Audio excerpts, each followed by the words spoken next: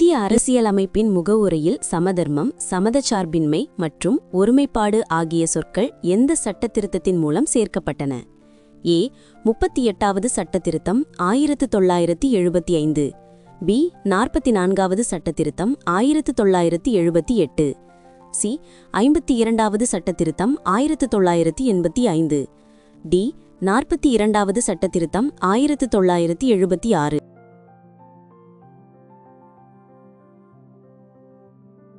விடை டி. 42வது சட்டத்திருத்தம் 1976. இந்த திருத்தம் மினி அரசியலமைப்பு என்றும் அழைக்கப்படுகிறது. இதுவே முகவுரையில் சமதர்மம், மதச்சார்பின்மை மற்றும் ஒருமைப்பாடு ஆகிய சொற்களை சேர்த்தது. முகவுரையில் குறிப்பிடப்பட்டுள்ள சுதந்திரம், சமத்துவம், சகோதரத்துவம், லிபர்ட்டி, ஈக்வாலிட்டி, ஃப்ரெட்டர்னிட்டி ஆகிய லட்சியங்கள் எந்த புரட்சியிலிருந்து பெறப்பட்டவை? சீன புரட்சி, சைனீஸ் ரெவல்யூஷன்; பிரெஞ்சு புரட்சி, பிரெஞ்சு ரெவல்யூஷன்; அமெரிக்க புரட்சி, அமெரிக்கன் ரெவல்யூஷன்; ரஷ்ய புரட்சி, ரஷ்யன் ரெவல்யூஷன். விடை பிரெஞ்சு புரட்சி. சுதந்திரம், சமத்துவம் மற்றும் சகோதரத்துவம் ஆகியவை 1789ஆம் ஆண்டின் பிரெஞ்சு புரட்சியின் முழக்கங்களாகும். இந்திய அரசியலமைப்பின் முகவுரை யாரால் முன்மொழியப்பட்ட குறிக்கோள் தீர்மானத்தின் அடிப்படையில் அமைந்துள்ளது? A. Doctor B.R. Ambedkar. B. Jawaharlal Nehru. C. Sardar Vallabhbhai Patel. D. Doctor Rajendra Prasad. விடை பி. ஜவஹர்லால் நேரு. ஜவஹர்லால் நேரு டிசம்பர் 13, 1946 அன்று அரசியலமைப்பு சபையில் குறிக்கோள் தீர்மானத்தை முன்மொழிந்தார். இது முகவுரைக்கு அடிப்படையாக அமைந்தது. முகவுரை அரசியலமைப்பின் ஒரு பகுதியா இல்லையா என்பது குறித்து உச்சநீதிமன்றம் அளித்த தீர்ப்புகளில் தவறான கூற்று எது? கேசவானந்த பாரதி வழக்கில் 1973 முகவுரை அரசியலமைப்பின் ஒரு ஒருங்கிணைந்த பகுதி என்று உச்சநீதிமன்றம் கூறியது. பெருபாரி வழக்கில் 1960 முகவுரை அரசியலமைப்பின் ஒரு பகுதி அல்ல என்று உச்சநீதிமன்றம் கூறியது. முகவுரையை அரசியலமைப்பின் 368வது பிரிவின் கீழ் திருத்த முடியாது என்று உச்சநீதிமன்றம் கேசவானந்த பாரதி வழக்கில் 1973 தீர்ப்பளித்தது. LIC ஆஃப் இந்தியா வழக்கில் 1995 முகவுரை அரசியலமைப்பின் ஒருங்கிணைந்த பகுதி என்று உச்சநீதிமன்றம் மீண்டும் உறுதிப்படுத்தியது. விடை சி. முகவுரையை அரசியலமைப்பின் 368வது பிரிவின் கீழ் திருத்த முடியும், ஆனால் அதன் அடிப்படை அமைப்பை, பேசிக் ஸ்ட்ரக்சரை திருத்த முடியாது என்று கேசவானந்த பாரதி வழக்கில் தீர்ப்பளிக்கப்பட்டது. இந்திய அரசியலமைப்பின் முகவுரையை அரசியல் ஜாதகம், பொலிட்டிக்கல் ஹாரோஸ்கோப் என்று குறிப்பிட்டவர் யார்? A. N.A. Palkhivala. B. Doctor P.R. Ambedkar. C. Thakur Das Bhargav. D. K.M. Munshi. விடை டி. K.M. முன்ஷி. அரசியலமைப்பு வரைவு குழுவின் உறுப்பினரான K.M. முன்ஷி தான் முகவுரையை அரசியல் ஜாதகம் என்று குறிப்பிட்டார். இந்திய அரசியலமைப்பின் முகவுரை எந்த நாளில் அரசியலமைப்பு நிர்ணய சபையால் ஏற்றுக்கொள்ளப்பட்டது? ஏ. டிசம்பர் 13, 1946. பி. ஜனவரி 26, 1950. சி. நவம்பர் 26, 1949. டி. ஆகஸ்ட் 15, 1947. விடை சி. நவம்பர் 26, 1949. இந்த நாளில்தான் அரசியலமைப்பு சட்டம் ஏற்றுக்கொள்ளப்பட்டு முகவுரையில் இந்த தேதியே குறிக்கப்பட்டுள்ளது. முகவுரை பற்றி பின்வரும் எந்த கூற்று சரியானது? ஏ. முகவுரை அரசியலமைப்பின் நோக்கங்களையும் தத்துவத்தையும் கோடிட்டு காட்டுகிறது. பி. இது சட்டமன்றத்தின் அதிகாரத்திற்கான மூலமாகும். சி. முகவுரையில் குறிப்பிடப்பட்டுள்ள மக்களின் நீதி என்பது சமூகம், பொருளாதாரம் மற்றும் மத நீதியை குறிக்கிறது. டி. முகவுரை நீதிமன்றங்களால் அமல்படுத்தத்தக்கது. விடை ஏ. முகவுரை அரசியலமைப்பின் நோக்கங்களையும் தத்துவத்தையும் கோடிட்டு காட்டுகிறது. முகவுரையின்படி இந்திய தேசத்தின் தன்மை, அதாவது nature of the Indian state எது? ஏ. மக்களாட்சி, குடியரசு, மதச்சார்பின்மை, சமதர்மம். பி. இறையாண்மை, சமதர்மம், மக்களாட்சி, குடியரசு. சி. இறையாண்மை, சமதர்மம், மதச்சார்பின்மை, மக்களாட்சி, குடியரசு. டி. மதச்சார்பற்ற, குடியரசு, இறையாண்மை, மக்களாட்சி, சமதர்மம். விடை சி. இறையாண்மை, சமதர்மம், மதச்சார்பின்மை, மக்களாட்சி, குடியரசு. திருத்தப்பட்ட முகவுரையின்படி இந்திய தேசத்தின் தன்மைக்கான சரியான மற்றும் முழுமையான வரிசை இதுவே ஆகும். இந்திய அரசியலமைப்பின் முகவுரை தனது அதிகாரத்தை யாரிடமிருந்து பெறுகிறது? ஏ. இந்திய மக்கள். பி. இந்திய அரசியலமைப்பு நிர்ணய சபை. சி. இந்திய உச்ச நீதிமன்றம். டி. இந்திய பாராளுமன்றம். விடை ஏ. இந்திய மக்கள். முகவுரை இந்திய மக்களாகிய நாம் என்று தொடங்கி மக்களிடமிருந்து இறுதி அதிகாரம் பெறப்படுவதை உறுதிப்படுத்துகிறது. முகவுரையில் குறிப்பிடப்பட்டுள்ள சமத்துவம், ஈக்வாலிட்டி என்பது எதற்கான சமத்துவத்தை உறுதி செய்கிறது? ஏ. மதம் மற்றும் மொழி சமத்துவம். பி. சமூக மற்றும் பொருளாதார சமத்துவம். சி. வகுப்பு மற்றும் பாலின சமத்துவம். டி. சமூக, பொருளாதாரம் மற்றும் அரசியல் சமத்துவம். விடை டி. சமூக, பொருளாதாரம் மற்றும் அரசியல் சமத்துவம். இந்த மூன்றுமே முகவுரையின் நீதிக்கான லட்சியங்கள் ஆகும். சமத்துவம் என்பது தகுதி மற்றும் வாய்ப்பு சமத்துவத்தை உறுதி செய்கிறது. முகவுரையில் குறிப்பிடப்பட்டுள்ள குடியரசு என்ற வார்த்தை எதை குறிக்கிறது? அரசு ஒரு கட்சி ஆட்சிக்கு உட்பட்டதாக இருக்க வேண்டும். பி. அரசின் தலைவர் மக்களால் நேரடியாக தேர்ந்தெடுக்கப்பட வேண்டும். சி. அரசின் தலைவர் பரம்பரை அடிப்படையில் இருக்க வேண்டும். டி. அரசின் தலைவர் மக்களால் தேர்ந்தெடுக்கப்பட்டிருக்க வேண்டும். விடை டி. அரசின் தலைவர் மக்களால் தேர்ந்தெடுக்கப்பட்டிருக்க வேண்டும்.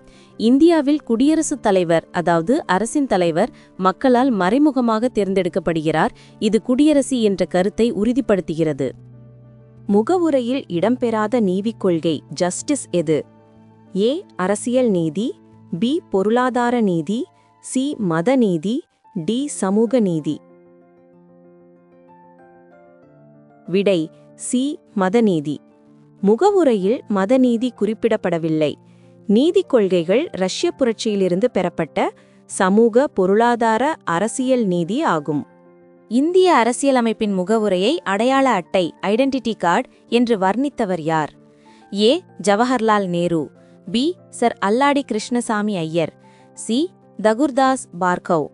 டி. N.A. பல்கிவாலா. விடை டி. N.A. பல்கிவாலா. இவர் முகவுரையை அரசியலமைப்பின் அடையாள அட்டை என்று வர்ணிப்பார். முகவுரையில் குறிப்பிடப்பட்டுள்ள இறையாண்மை என்ற சாவரின் என்ற வார்த்தையின் பொருள் என்ன? இந்தியா எந்தவொரு வெளிநாட்டு அதிகாரத்தையும் சார்ந்தில்லை மற்றும் அதன் உள் மற்றும் வெளிநாட்டு விவகாரங்களை தானே நிர்வகிக்கிறது. அனைத்து சட்டங்களையும் பாராளுமன்றம் மட்டுமே உருவாக்க முடியும். இந்தியா தன் உள்நாட்டு விவகாரங்களில் ஐநாவின் அதிகாரத்திற்கு உட்பட்டது. இந்திய மக்களுக்கு அரசாங்கத்தை அமைக்கும் உரிமை மட்டுமே உள்ளது. விடை ஏ. இந்தியா எந்த ஒரு வெளிநாட்டு அதிகாரத்தையும் சார்ந்தில்லை மற்றும் அதன் உள் மற்றும் வெளி விவகாரங்களை தானே நிர்வகிக்கிறது. இறையாண்மை என்பது வெளிநாட்டு அதிகாரத்தை சாராமல் உள் மற்றும் வெளி விவகாரங்களில் சுதந்திரமான முடிவெடுக்கும் அதிகாரத்தை குறிக்கிறது. முகவுரையில் இடம்பெறாத சுதந்திரம், லிபர்ட்டி எது? ஏ. நம்பிக்கை மற்றும் விசுவாச சுதந்திரம். பி. சிந்தனை சுதந்திரம். சி. வழிபாட்டு சுதந்திரம். டி. செயல்பாட்டு சுதந்திரம்.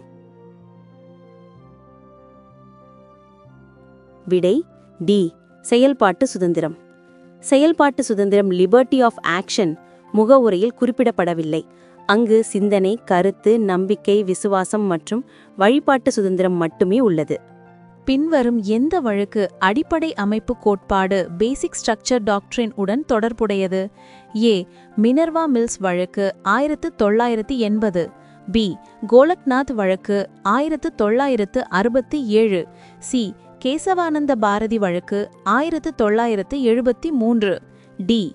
பெருப்பாரி யூனியன் வழக்கு 1960.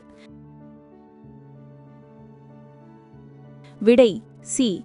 கேசவானந்த பாரதி வழக்கு 1973. இந்த வழக்கு அரசியலமைப்பின் அடிப்படை அமைப்பு கோட்பாட்டை அறிமுகப்படுத்தியது. இது முகவுரையை திருத்த அனுமதிக்கிறது, ஆனால் அதன் அடிப்படை கூறுகளை மாற்ற முடியாது.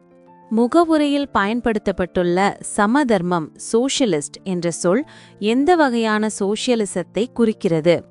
ஏ கம்யூனிச சோஷியலிசம், பி ஜனநாயக சோஷியலிசம், சி சந்தை சோஷியலிசம், டி சர்வாதிகார சோஷியலிசம். பி ஜனநாயக சோஷியலிசம். இந்தியாவில் ஜனநாயக சோஷியலிசம் உள்ளது. இது கலப்பு பொருளாதாரம் மற்றும் ஏழ்மை, நோய்கள் மற்றும் ஏற்றத்தாழ்வுகளை நீக்குவதை நோக்கமாக கொண்டுள்ளது. முகவுரையில் குறிப்பிடப்பட்டுள்ள தேசிய ஒற்றுமை மற்றும் ஒருமைப்பாடு unity and integrity of the nation என்ற இலட்சியத்தை ஊக்குவிக்க உறுதி செய்வது எது? அ சமத்துவம், பி நீதி, சி சுதந்திரம், டி சகோதரத்துவம். விடை டி சகோதரத்துவம். சகோதரத்துவம் என்பது அனைத்து குடிமக்களிடையேயும் சகோதர உணர்வை ஊக்குவிப்பதை நோக்கமாக கொண்டது. இது தேசத்தின் ஒற்றுமை மற்றும் ஒருமைப்பாட்டை உறுதி செய்கிறது. இந்திய அரசியலமைப்பின் முகவுரை எந்த நாட்டிலிருந்து கடன் பெறப்பட்டது? ஏ ரஷ்யா, பி ஐக்கிய அமெரிக்க நாடுகள் USA, C Canada, D Australia. விடை பி ஐக்கிய அமெரிக்க நாடுகள் USA. முகவுரையில் பயன்படுத்தப்பட்டுள்ள மதசார்பின்மை செக்யுலர் என்ற வார்த்தையின் பொருள் என்ன? ஏ அரசு ஒரு குறிப்பிட்ட மதத்தை ஊக்குவிக்கும், பி அனைத்து குடிமக்களும் எந்த மதத்தையும் பின்பற்ற அனுமதிக்கப்பட மாட்டார்கள், சி மத விவகாரங்களில் அரசு தலையிடாது, டி அனைத்து மதங்களும் அரசாங்கத்திடமிருந்து சமமான மரியாதை, பாதுகாப்பு மற்றும் ஆதரவை பெறும். விடை டி அனைத்து மதங்களும் அரசாங்கத்திடமிருந்து சமமான மரியாதை, பாதுகாப்பு மற்றும் ஆதரவை பெறும். இந்தியா ஒரு நேர்மறை மதசார்பற்ற தன்மையை பாசிட்டிவ் செக்யூலரிசம் பின்பற்றுகிறது. இதில் அனைத்து மதங்களுக்கும் சமமான மரியாதை அளிக்கப்படுகிறது. முகவுரை அரசியலமைப்பின் ஆன்மா என்று குறிப்பிட்டவர் யார்? A KM Munshi, B Jawaharlal Nehru, C doctor BR Ambedkar, D Thakurdas Bhargav. விடை டி தகுர்தாஸ் பார்கவ். இவர் முகவுரையை அரசியலமைப்பின் மிக மதிப்புமிக்க பகுதி என்றும் ஆன்மா என்றும் வர்ணித்தார். இந்திய அரசியலமைப்பு சட்டம் நடைமுறைக்கு வந்த நாள் எது? நவம்பர் 26, 1949, ஆகஸ்ட் 15, 1947, ஜனவரி 26, 1950, ஜனவரி 22, 1947. விடை சி ஜனவரி 26, 1950. இந்த நாளில் அரசியலமைப்பு சட்டம் முழுமையாக நடைமுறைக்கு வந்தது. இது குடியரசு தினமாக கொண்டாடப்படுகிறது. முகவுரையில் குறிப்பிடப்பட்டுள்ள தேதி எது? A November 26, 1949, B November 26, 1950, C August 15, 1947, D ஜனவரி 26, 1950. விடை ஏ நவம்பர் 26, 1949. இது அரசியலமைப்பு சட்டம் ஏற்றுக்கொள்ளப்பட்ட நாள். இதுவே முகவுரையில் குறிப்பிடப்பட்டுள்ளது. முகவுரை அரசியலமைப்பின் விதிகளுக்கு முரணாக இருந்தால் நீதிமன்றம் எதனை சார்ந்து செயல்படும்? ஆ முகவுரையின் லட்சியங்கள், பி முகவுரையில் உள்ள தத்துவங்கள், சி அரசியலமைப்பின் விதிகள், டி இரண்டில் எது அதிக முக்கியத்துவம் வாய்ந்தது என்று நீதிமன்றம் முடிவெடுக்கும். விடை சி அரசியலமைப்பின் விதிகள். முகவுரை அதன் உள்ளடக்கங்களுக்காக அமல்படுத்த முடியாதது. அரசியலமைப்பின் விதிகள் மேலானவை. முகவுரையில் எந்த வகையான சுதந்திரம் குறிப்பிடப்படவில்லை? ஏ கல்விச் சுதந்திரம், பி கருத்துச் சுதந்திரம், சி வழிபாட்டுச் சுதந்திரம், டி நம்பிக்கைச் சுதந்திரம். விடை ஏ கல்விச் சுதந்திரம். கல்விச் சுதந்திரம் அடிப்படை உரிமைகளின் கீழ் வருகிறது. முகவுரையில் நேரடியாக குறிப்பிடப்படவில்லை. பின்வரும் எந்த கூற்று மக்களாட்சி டெமோக்ராட்டிக் என்ற வார்த்தையின் சரியான விளக்கமாகும்? ஏ நாட்டின் அதிகாரம் ஒரு குறிப்பிட்ட குழுவிடம் மட்டுமே இருக்கும். பி. மக்கள் அனைவரும் ஒரு குறிப்பிட்ட கால இடைவெளியில் தங்கள் பிரதிநிதிகளை தேர்ந்தெடுக்கிறார்கள். சி. குடிமக்களுக்கு எந்தவித அரசியல் உரிமைகளும் இல்லை. டி. அரசின் தலைவர் பரம்பரை அடிப்படையில் நியமிக்கப்படுவார். விடை பி. மக்கள் அனைவரும் ஒரு குறிப்பிட்ட கால இடைவெளியில் தங்கள் பிரதிநிதிகளை தேர்ந்தெடுக்கிறார்கள். மக்களாட்சி என்பது தேர்தலில் பிரதிநிதிகளை தேர்ந்தெடுக்கும் கொள்கையின் அடிப்படையில் அமைந்துள்ளது. இந்திய அரசியலமைப்பின் முகவுரையை அரசியலமைப்பின் திறவுகோல் கீ டு த கான்ஸ்டிடியூஷன் என்று குறிப்பிட்டவர் யார்? Sir Ernest Barker, B.N. Rau, Alladi Krishnaswamy Iyer, doctor Sachchidananda Sinha. விடை ஏ. Sir Ernest Barker. முகவுரையில் குறிப்பிடப்பட்டுள்ள நீதிக் கொள்கைகள் ஜஸ்டிஸ் எந்த புரட்சியிலிருந்து பெறப்பட்டவை? ரஷ்ய புரட்சி 1917, அமெரிக்க புரட்சி, பிரெஞ்சு புரட்சி, இங்கிலாந்து புரட்சி. விடை ரஷ்ய புரட்சி 1917. சமூக, பொருளாதார மற்றும் அரசியல் நீதி என்ற லட்சியங்கள் ரஷ்ய புரட்சியிலிருந்து பெறப்பட்டவை. முகவுரை சட்டமியற்றுவோருக்கு எந்த அதிகாரத்தையும் வழங்கவோ அல்லது தடை செய்யவோ இல்லை என்ற கூற்றை எது குறிக்கிறது? ஏ. முகவுரை நீதிமன்றத்தால் அமல்படுத்தத்தக்கது அல்ல. பி. முகவுரை நீதித்துறை ஆய்வுக்கான ஆதாரம் அல்ல. சி. முகவுரை சட்டத்தின் மூலமோ அல்லது சட்டத்தின் மூலமோ இல்லை. டி. முகவுரை அரசியலமைப்பின் ஒரு பகுதியல்ல. விடை சி. முகவுரை சட்டத்தின் மூலமோ அல்லது சட்டத்தின் மூலமோ இல்லை.